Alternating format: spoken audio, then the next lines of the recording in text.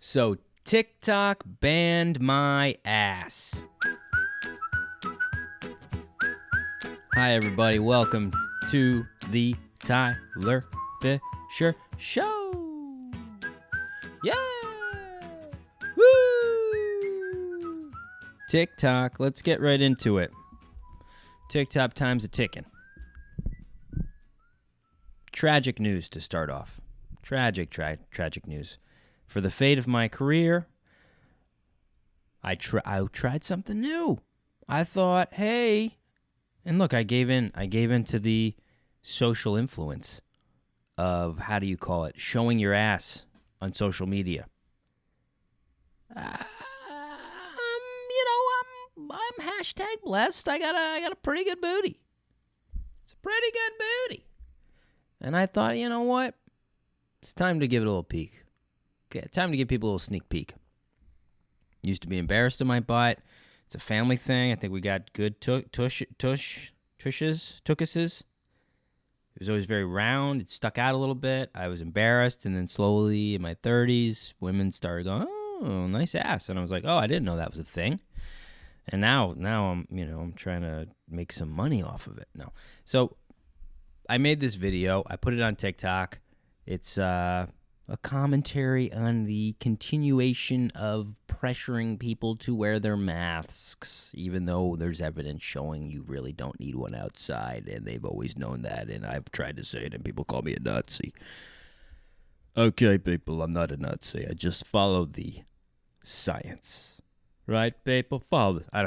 My Bill Maher's turned into a Trump. They're kind of similar, right? Okay, it's a little bit of this, right? It's a little bit. Okay. So, and then you could just sort of slip into it, right? Like this. Like new rule, right? New rule for the China virus. So I put my bum on there. Made this video. I'll just show you the video. Here's the video, all right? Giving tips on showering with the mask on. Guys, just because we have a vaccine that works doesn't mean it's time to get laxed. You have to wear a mask. Even if you live alone, especially in the shower. It's common sense. Droplets can go through the drain and come up through somebody else's toilet, infecting them through their anus. I mean, just use your brain and stop being lazy.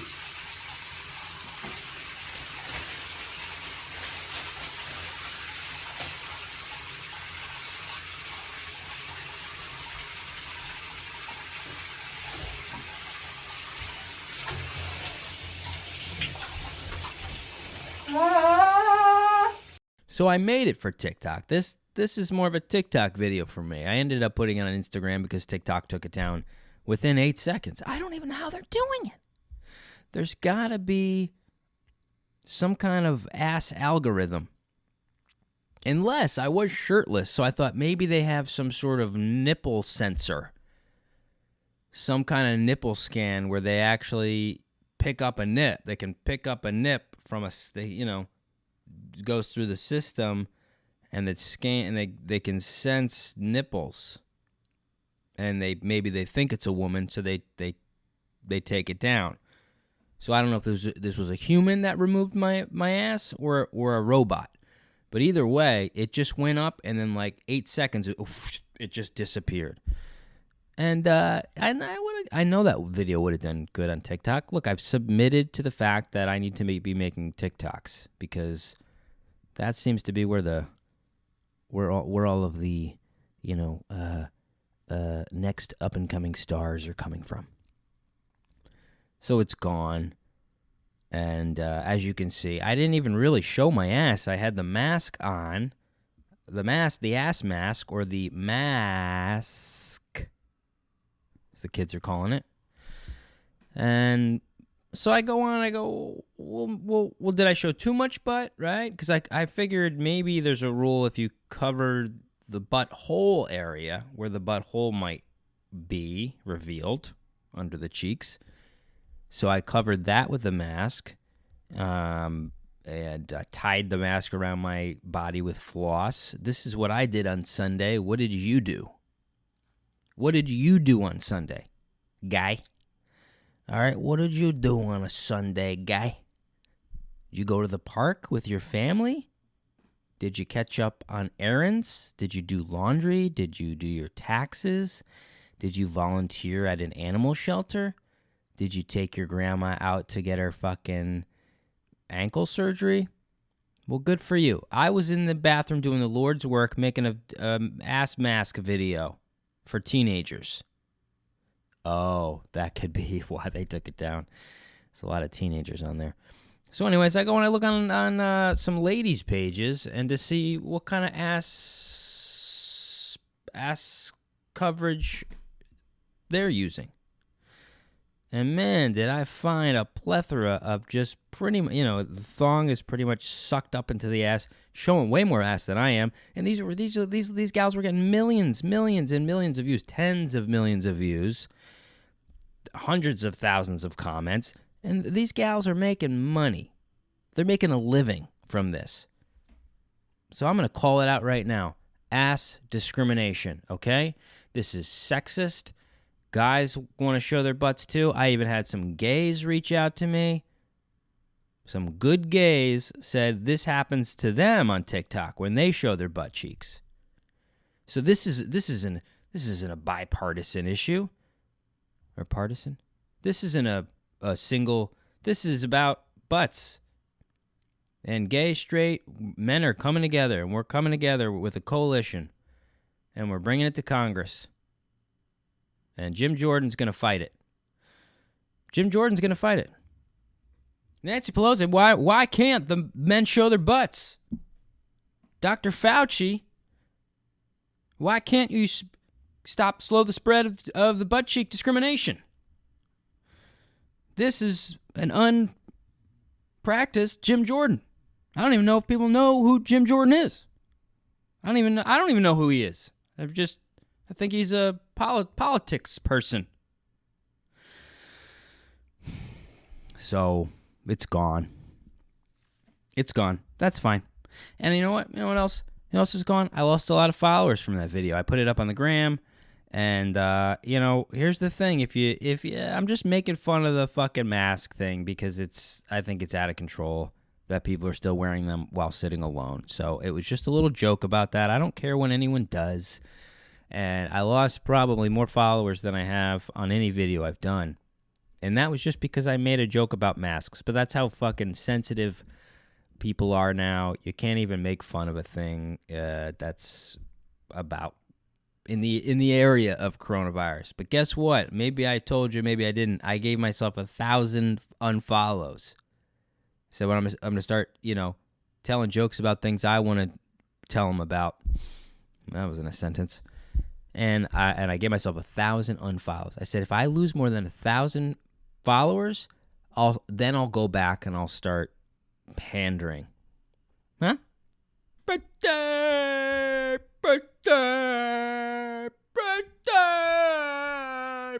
Cut. New Curb coming out, I think, in the fall. Fucking excited. It's going to be oh my God. How great's that going to be? I anticipate the whole episode, whole season will be about like awkward Corona quarantine stuff, and Larry's gonna nail it. He's the master of boiling down those awkward social interactions. So you could just see it. All right, 6 feet, okay, back it up. He's my hero. Cheers. I'm having a second cup today. I broke my rule. I eliminated the second cup of the day because I'm a tiny guy. And I was getting a little woozy in the evenings. I was getting a little anxious before shows, so I cut out the second cup. But I'm back. I'm back because life is coming back, and I started to realize why I was having multiple cups a day. It's because I was doing things. I was working. This morning I had an audition for a DreamWorks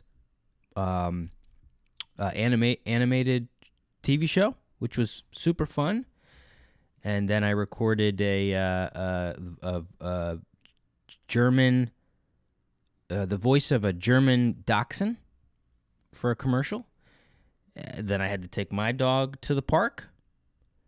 Then I had to make a tuna sandwich. And then I wanted to crawl in bed. because that's about how much I'm capable of doing. That's how I operate. I do about that much stuff, and then I go, I'm done. But then I remembered I had to do the podcast, so I thought if I have a second cup, I'll do it. So it worked. It sure did work. Got my smile cup here. I'm still. Last night I did a show, and I had to also write "smile" on the top of my set list to remind me to smile, which is bizarre, because I'm a comedian. I shouldn't have to remind myself to smile. That'd be like if a truck driver got in his car and he wrote a sign on his rearview mirror that said "drive." He got in his car. What am I supposed to do? Fuck, what am I supposed to do in this truck? I don't remember. God. Drive. That's right.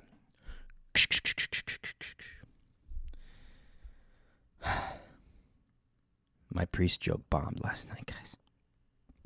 Just say a little prayer. The priest pedophile joke that I did here a couple weeks ago about my priest killing himself. And by the way, that's true. I don't think I actually went back and reiterated after the joke part of it that was in fact true, that my priest blew his brains out at the altar. Awkward. And of course I mentioned that he killed himself because my blowjobs were bad. And last night I do my pedophile joke about me looking like a child from the back, and that I should catch pedophiles for a living. And it got the biggest laugh of the night. And I go, these are a bunch of sick fucks.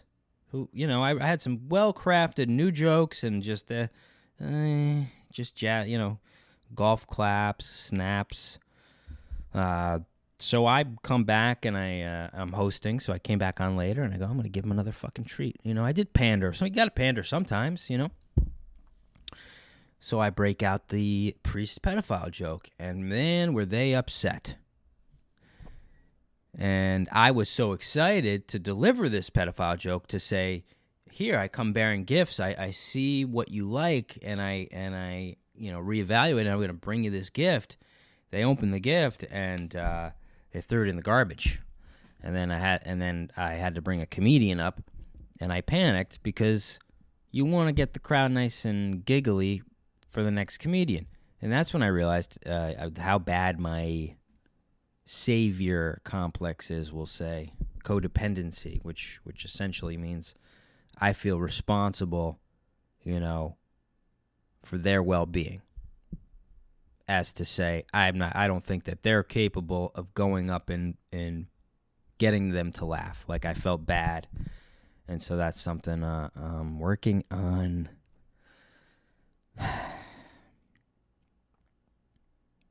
Guys, gals, and everyone in between, I'm going to have to shave my beard soon. I got to cut my hair. I got to shave my beard. It's tough. It's tough to swallow. I had a meeting with an agent, an acting agent, and I'm in a very jaded place right now with the industry, the porn industry. No, the industry, the entertainment industry.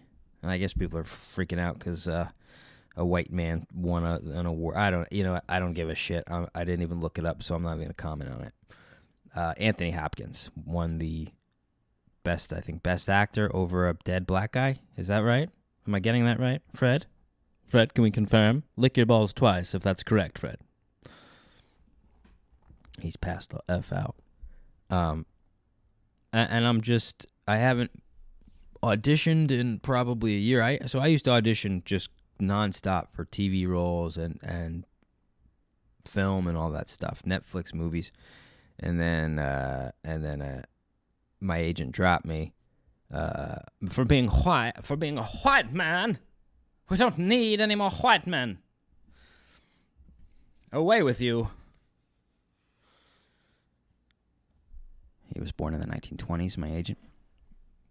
So I got a little jaded, and I backed off. And then the pandemic hit, and it gave me some time to realize, like, I don't know if I'm built for this shit. It's a brutal, fucking brutal. It's a bunch of fucking cunts, right? That's what it is. They'll just squeeze you for every drop of talent you got. I don't know. But then a very lovely, very funny comedian friend of mine said, I got this. She said, why don't you have an agent? This is crazy. You've got to get an agent. You got to be auditioning. So she set me up with her agent. So sweet of her. You know, I really got to stop and appreciate those moments because it was just so kind of her. And I resist a little bit because it means I gotta like do things like look presentable and shower and eat right and exercise, because then I haven't been on camera aside from this podcast. I'm in the fucking closet doing voiceover. You know, I just auditioned for a caveman and then like a teenager the other day, and then a shoe, voice of a shoe, and a fucking cat's tail. You know, it doesn't matter what, and I really like that. I like that. But my friend is right. I can't let that dream die. It was a dream of mine to act in film and TV and make my own movies. So anyways, I talked to this agent, and she fucking straightened me out, y'all. I wasn't ready for it. She hit the ground running, and she was like, you got to get new headshots. You got to get your hair cut. You got to get that beard right. Do you want to fucking audition? You know, we're going to get you on SNL. We're going to get you on this. Why aren't you doing this? Why aren't you doing this? We're going to get you right. And I was like, man, I had never, I've had agents and managers who have been very sweet. I really loved everyone I've worked with, except for one person. We'll get into that later. But I've never had a fighter like this. And if you're going to be in this business, you got to be a fucking beast. Forget being a nice person. Forget it. It is cutthroat. It's like high school. It's like if the industry and the performers was just high school with no teachers. That's what it's like. And this lady fights.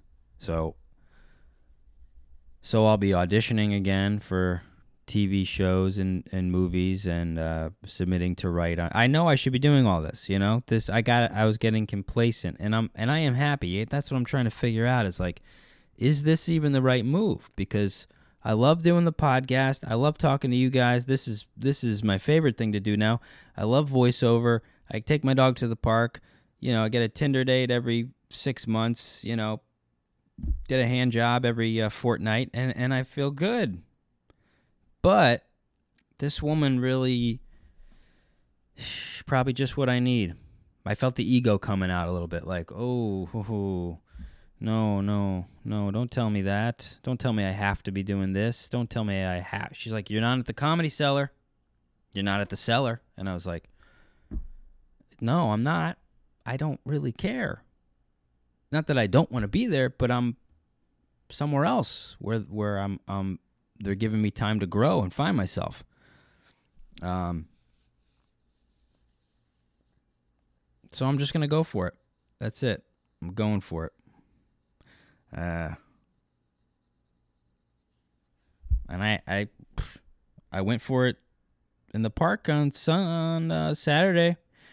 I'm continuing my search for a wife, for a nice wife. And I talked to 2 gals in the park. 2 strikes, by the way. Struck out.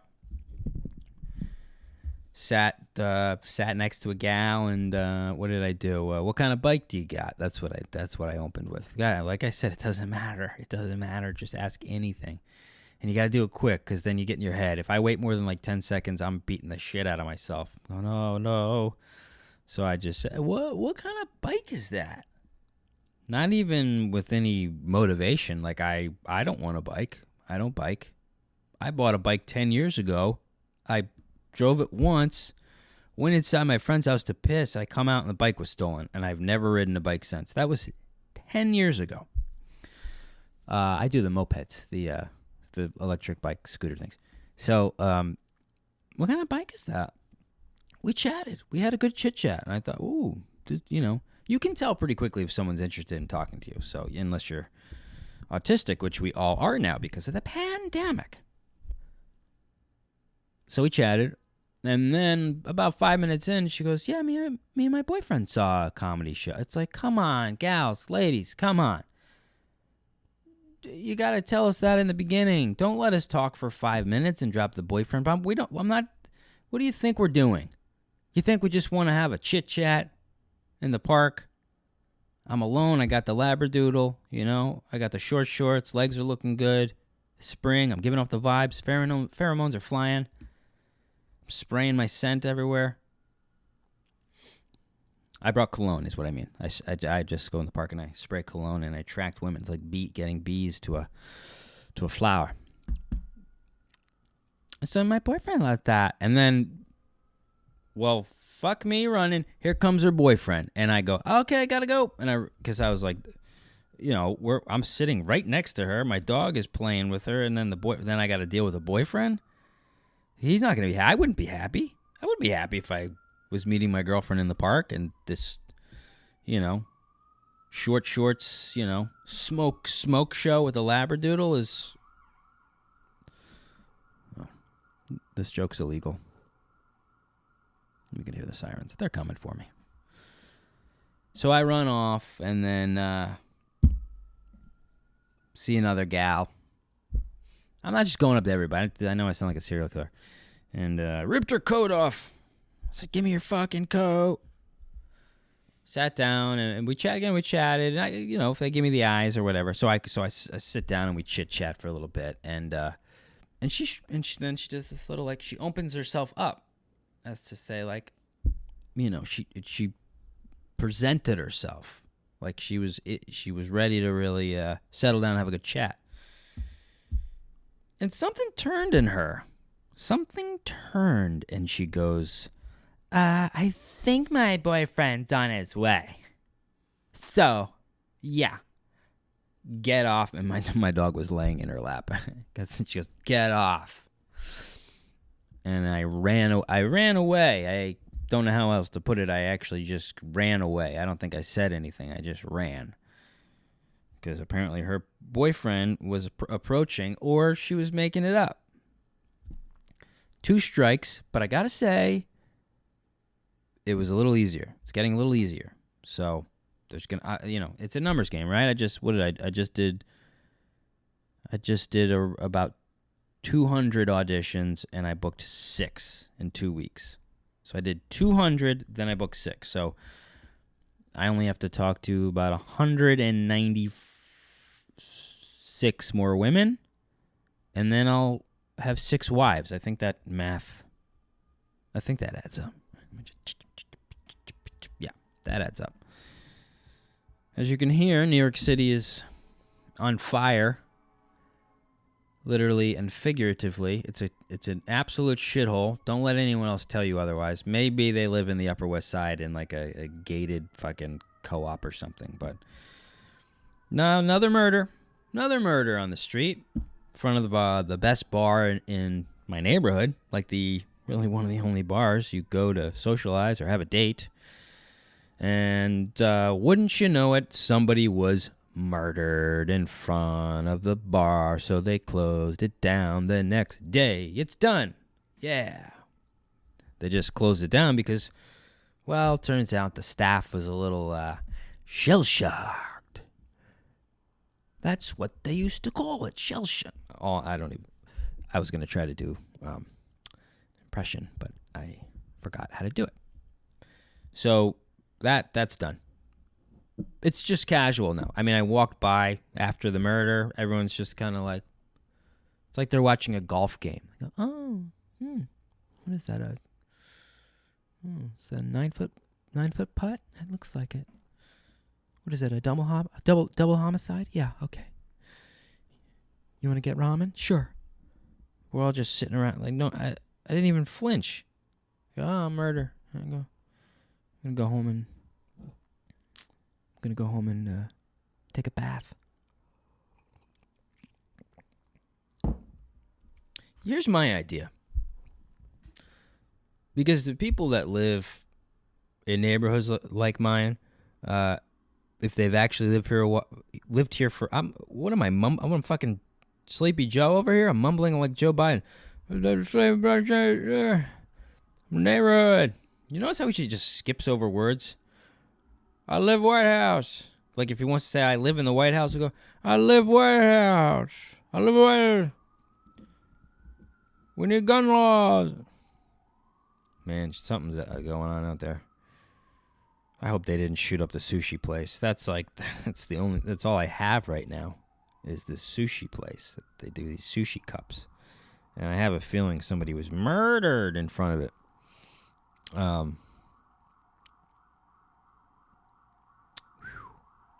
Listen to that. Greatest city in the world. Come to New York, city that never sleeps. Yeah, we don't sleep because there's murders all night. Greatest city in the world. Come, greatest city in the world. Rent is $1 million a month. It's so great.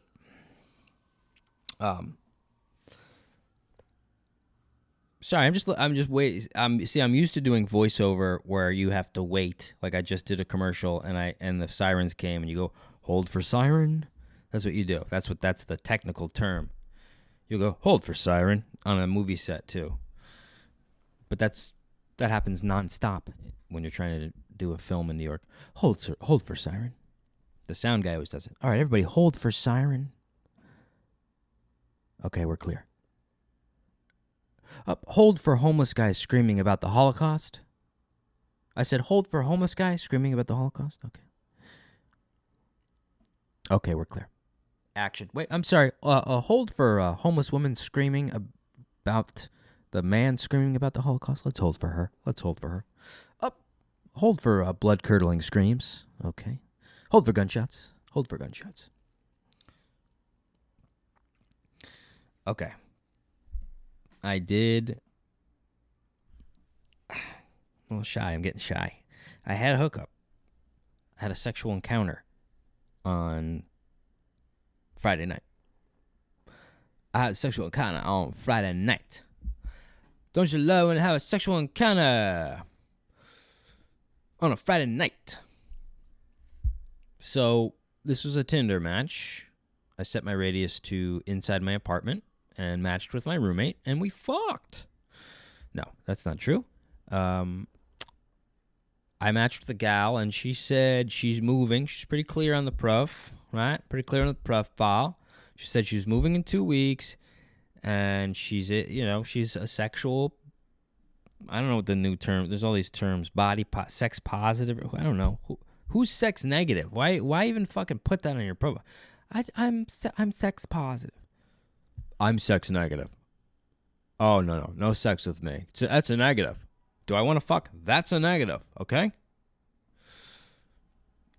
I want to socially distance. Sex negative and socially distance positive. Let's go out. So, we go out. I take her out.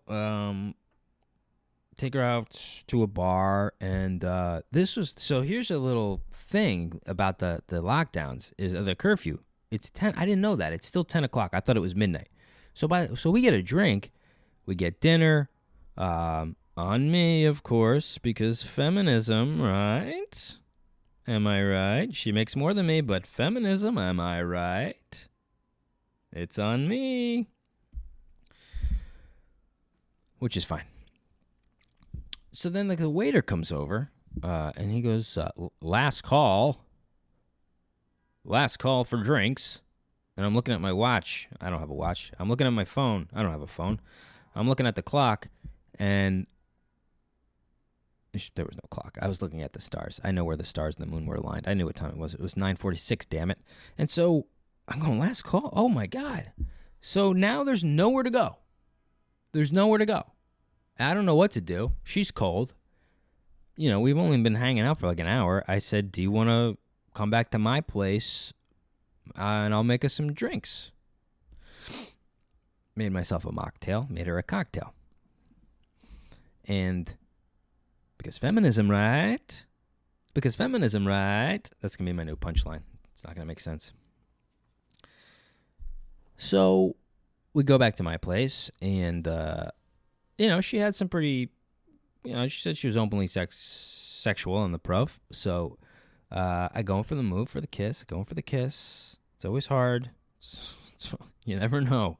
It's like landing a fucking plane on a Navy ship. Like you just, if you miss for 1 second, you got to take off again and try again in a year.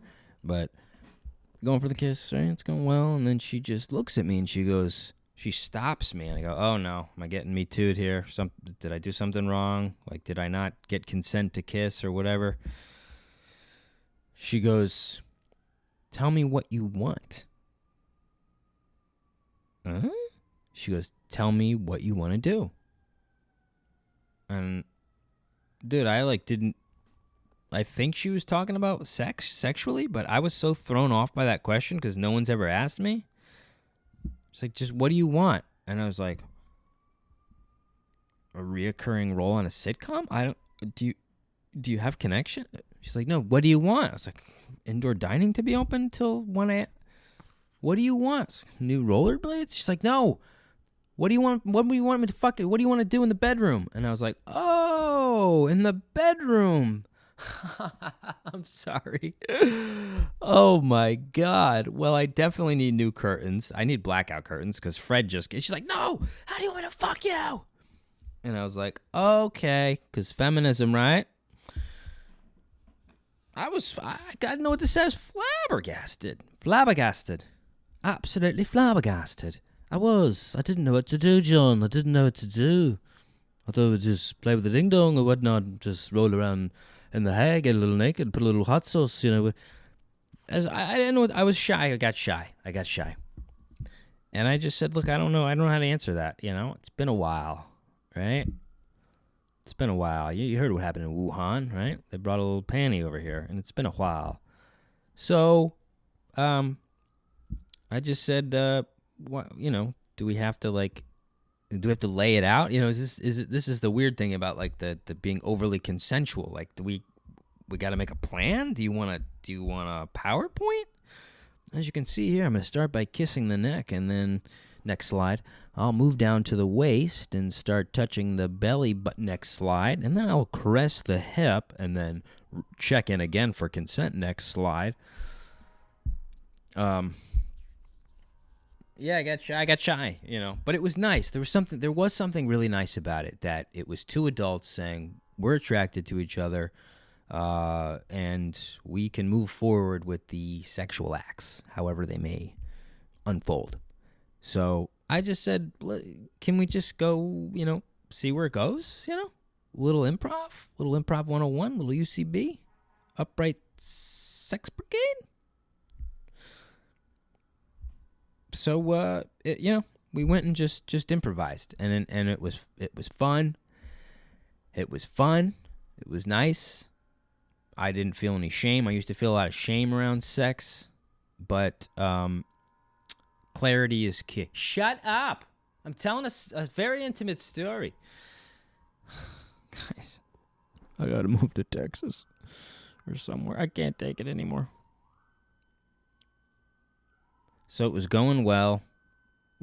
Imagine they just come in and arrest me. How fucking cool would that be?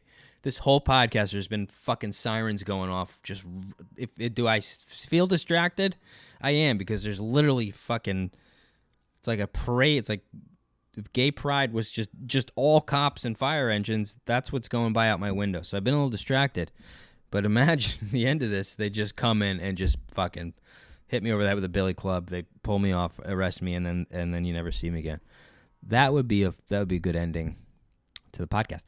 So it was going well. Michael Caine said it was going very well. He enjoyed the things she was doing to his body. And then she asked what we wanted to do in the morning. Whoa. Swing. Whoa. When? Does she want to sleep over? I think she does. You know about my fucking horrific night terrors. where I go and get knives on the nightly. So now I gotta explain this to her. I said, look, I would love for you to sleep over, but here's the thing. I sleepwalk, and I sleep run, and I sleep get knives. And I don't want to sleep get knives tonight in case I sleep come back and sleep kill you. And she was freaked out, we'll say. And I said, can I call you an Uber? And she said, I live 4 blocks away. And so I said, that's okay, because it'll be cheaper, because feminism, right? So I call her an Uber, and what are you going to do? So, what do we learn from the night? There was some clarity, there was some honesty, and then, it's all about keeping your side of the street clean, right? I didn't lie to her. I told her the truth. I told her I might kill her in her sleep, and that would just throw a wrench in her moving and just living, throw a wrench in her living her life. And that was that,